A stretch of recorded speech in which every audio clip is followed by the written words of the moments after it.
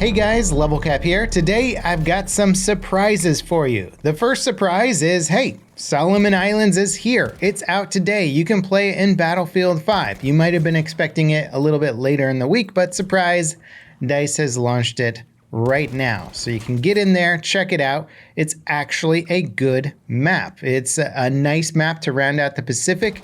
There's some graphical issues here or there that I'll talk about later in the video, but the other big surprise, which might have not been intentional, actually it wasn't intentional, is the M2 carbine and the Model 37 shotgun, which were originally planned to come out as Tides of War unlocks, got released today. Community manager Adam Freeman made a funny post about it where he says they inadvertently pushed the M2 carbine and Model 37 shotgun onto some players with the release of 6.0. They saw that we were having fun, so they're switching them back on and unlocking both weapons for all players.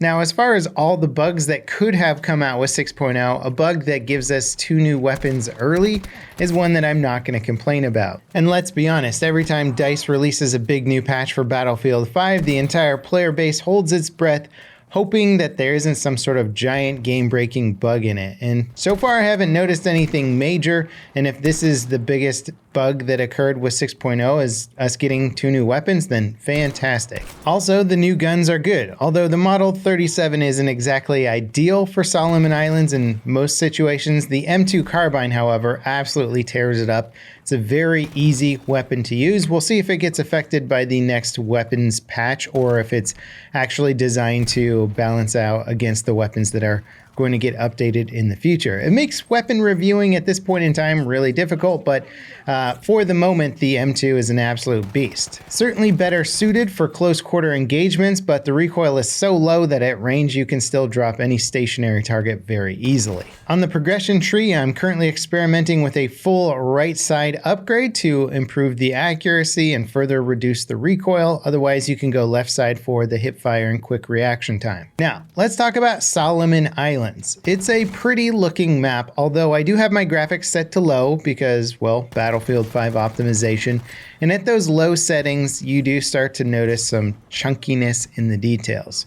It's weird criticizing a game for how it looks on low graphics, but then again, most people can only play the game on low graphics. It's the first map to offer dense jungle combat, and it does look really cool moving through the jungle. For anyone who is hoping for that Battlefield Vietnam game, this is probably as close as you're going to get to that in quite some time, but it does look cool, and it's fun to play. You're going to run into some campers though. This map is probably one of the better maps made so far that'll just let you go prone in a bush and shoot people. Maybe people will wise up to it a bit and that meta won't be quite as effective later on, but I don't know about that. I mean, your concealment is crazy good, and I got dropped by many people that were just camping and not moving. And in fact, when I did it myself and just went prone, the kills just started racking up. So visual cover, hiding in bushes, just going prone anywhere on this map is insanely effective. And I'm not sure if it's just because I've been playing Battlefield 5 long enough now that I'm just used to that being part of the gameplay, but it really didn't bother me all that much. I kind of got a handle on it, figured out where people would be hiding, or the plethora of flares in the sky did make it a little bit easier, especially when you're in the jungle. There's a tree canopy that covers that area, so if a recon player shoots a flare up into the sky, your odds of being able to see it quickly are much less.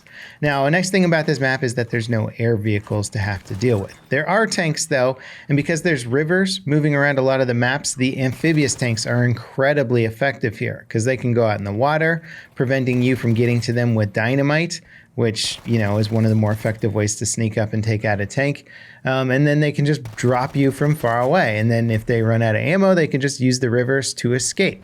So I could see the amphibious tanks becoming extremely annoying, especially if the tank drivers just understand the basic meta of engage once you start taking fire, escape via the river, and no soldier is going to be able to sneak up on you fast enough. I tried hunting one down, and he basically went out of bounds in Conquest, and I just couldn't get to him. They're too fast. They can escape really quickly. So We'll see how that plays out in the long run, but I think good amphibious tank drivers are going to have an absolute field day on this map. Now, this map is not just wide open, allowing you to just run off into the jungle in any old direction.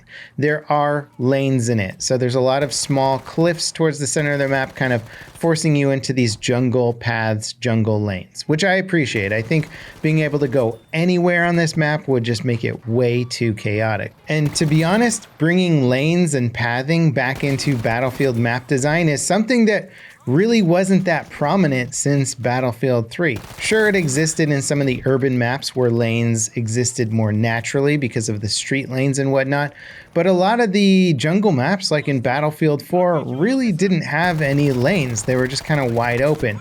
Battlefield 1 brought it back a little bit with Argonne Forest, but it's nice to see it in Battlefield 5. Some good laney maps, ones that have strategy. You go, okay, are we going to flank left or right? There's only two options. There isn't just a big jungly area where somebody could hide in any single bush. That being said, there's still plenty of bushes, probably more than just about any other map in the game so far. So in terms of bush camping, it is going to be at an extreme, just not quite so bad as you might think if this was a completely open format map. Now, let's talk about some of the graphical rough edges here. First of all, when you install the new patch for Battlefield and you load up the game, at least on PC, the performance is absolute dog crap. It is so freaking bad, and I know the fix to it now because I've gone through this process so many times. I clear my DirectX shader cache in Windows, and then I do a complete restart of the PC.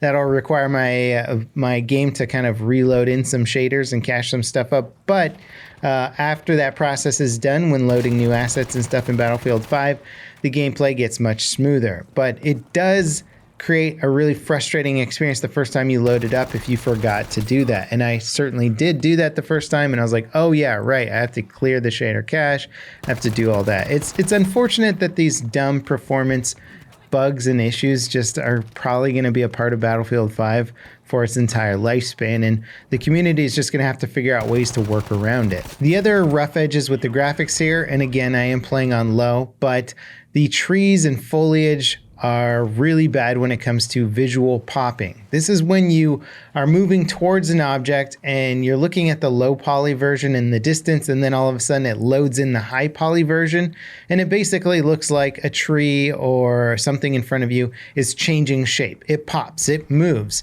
And the problem with this, especially in a first-person shooter where visual cues and movement are so key, is that it's going to distract you. You're going to see a lot of bushes and trees popping in with their higher resolution models or their better textured models all the time, every time you move up, and it's going to distract you. It's going to make you worse at locating the enemy. It's going to kill your focus, and every time you see a little pop, your eyes might dart over to it, and you're going to miss the actual guy that was hiding in a bush who maybe moved a little bit, but you didn't notice it. And believe me, I understand that level of detail blending, which is what you do to try and reduce object popping, is something that can be really complicated in games, and foliage is especially hard to handle with level of detail blending. But if you're going to make a dense jungle map, this is something you absolutely want to focus on as the graphics team to try and create a more immersive experience, because the rest of Battlefield 5 looks phenomenal. You got incredible water effects, reflection effects, really good shaders, great lighting, and you got all that stuff going for you, and then all of a sudden all the trees and plants and bushes just start popping all around you, and it totally kills the immersion. Object popping aside, breakthrough on this map is an absolute blast.